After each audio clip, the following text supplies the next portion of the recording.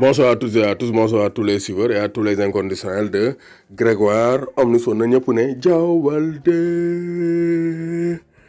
Baldé qui va arrêter Diao Baldé Keita, l'homme fort de la Sampdoria de Gênes. Donc Diao Baldé Keita, quand il marque en 2021, la Samp ne perd pas. Et cette fois-ci, face à la Fiorentina, une des meilleures équipes de la Serie A, Diao Baldé Keita a encore frappé. Donc ça, c'est une très bonne nouvelle pour le football sénégalais et pour les supporters, les fans de Diao Baldé Keita, parce qu'on revoit le Diao Baldé Keita de 2017 avec la Lazio de Rome. Diao Baldé Keita occupe un poste de numéro 9. Numéro 10 l'attaque, mais il occupe un poste de numéro 9. Il joue en pointe. Et Diao Baldé Keita marque but sur but. Il a marqué aujourd'hui son 5e but de la saison. Donc Diao Baldé Keita actuellement, il s'affirme comme un élément fort de la Sampdoria de Gênes. Donc 5 buts et une passe décisive pour 12 matchs avec la Sampdoria de Gênes. Diao Baldé Keita narul ñibbi waat Monaco. Il va rester en Italie. Donc sur les 4 derniers matchs, Diao Baldé Keita a marqué 3 buts. Donc c'est pour montrer le retour en forme, le regain de forme de Diao Baldé Keita qui a retrouvé son instinct de buteur. Donc l'Italie va très bien à Diao Baldé Keita, international sénégalais de 25 ans. Donc il a marqué le premier but de la rencontre à la 31e minute de jeu.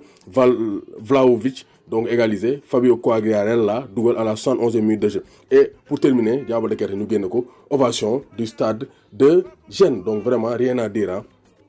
Diao Baldé Keita est en forme et ça c'est de très bonne guerre. Donc le stade, le El Stadio Luigi Ferraris de Gênes a ovationné Diao Baldé Keita, 5e but de la saison, 3 buts sur les 4 derniers matchs. Donc plus rien n'arrête Diao Baldé Keita. Donc Aliou Cissé mënu lu dul woo ko pour la prochaine, donc le prochain rassemblement des Lions du Sénégal. Les Lions yi donc briller fële ca Europe.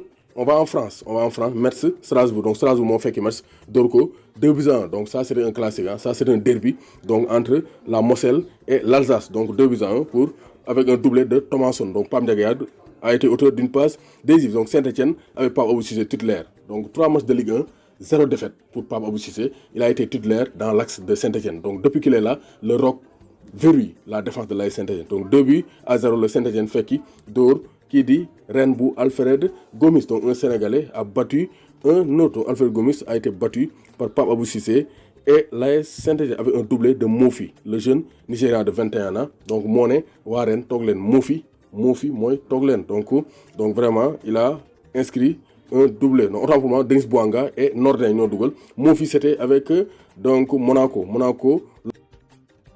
Donc AS Monaco de Sofiane Diop et de Krépin Diatta ñoom ñaar ñëpp titulaire lañ, qui à droite qui à gauche avec un système 4-4-2. Donc ñoom dañoo nul 2 buts partout avec un doublé de Wissam Ben Yedder et un doublé de Mofi, un jeune Nigérian de 21 ans moom moo donc réalisé un doublé pour Lorient. Donc Lorient ils ne sont pas bien classés mais ils réussissent face au Gros. Ñoom ñoo gagné Paris Saint-Germain, ils tiennent en échec l'AS Monaco. Donc vraiment Lorient sonal na Punkali. Donc gis nañ ne Krépin Diatta génn à la 46e minute de jeu, may place am Jovetic. Sofiane Diop aussi génn à la 67e minute de jeu. Donc Monaco 2 buts.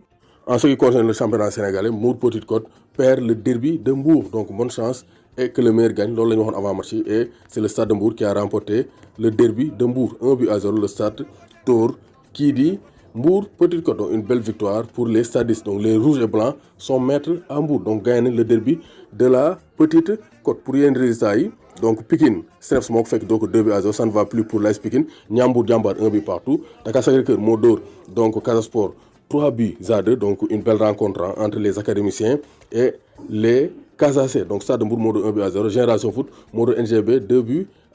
Malgré le départ de Pape Thiaw, ça ne va pas pour NGB. Donc Jaraaf leader 13 points avec 6 matchs. Diambar 12 points 2e. Stade de Mbour 3e. Donc Stade de Mbour dugg na ci podium bi. Génération Foot 4e avec 11 points. Ñaari Tali et Gorée ñooy ndaare du championnat sénégalais. Donc loolu la ñu indiloon par rapport à l'actualité du football donc sénégalais et européen. Donc fu sénégalais ne Grégoire dina ko loxoti jox leen seeni performance. Bonne et excellente soirée de dimanche avec Grégoire Omnisport. Diao Baldé Keita mu ngi ci forme mais Mbaye Diagne aussi kenn demul mu des, ku ñeme na nga taxaw, ku ragal na nga daw.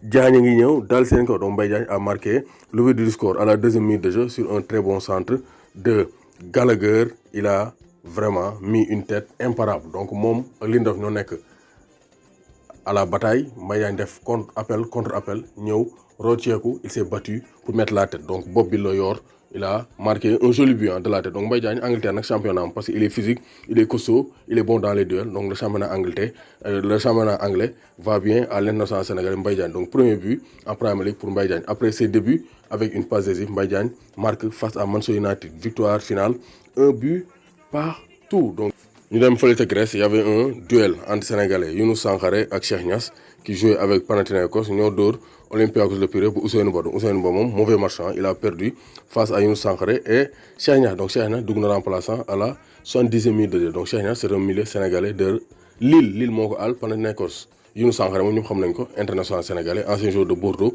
et de Guingamp, formé au Paris Saint-Germain. Moom il a été buteur, moom il réussit ses débuts du côté de Panathinaikos. Donc Ousseynou Ba moom mauvaise soirée muy dugg remplaçant 56e ñu tamaate ko rouge ko à la 94e minute de jeu. Moom mi nga xam ne prolongé son contrat jusqu'en 2024. Ousseynou Ba va jouer sous le main de l'Olympiakos normalement jusqu'en 2024 à moins.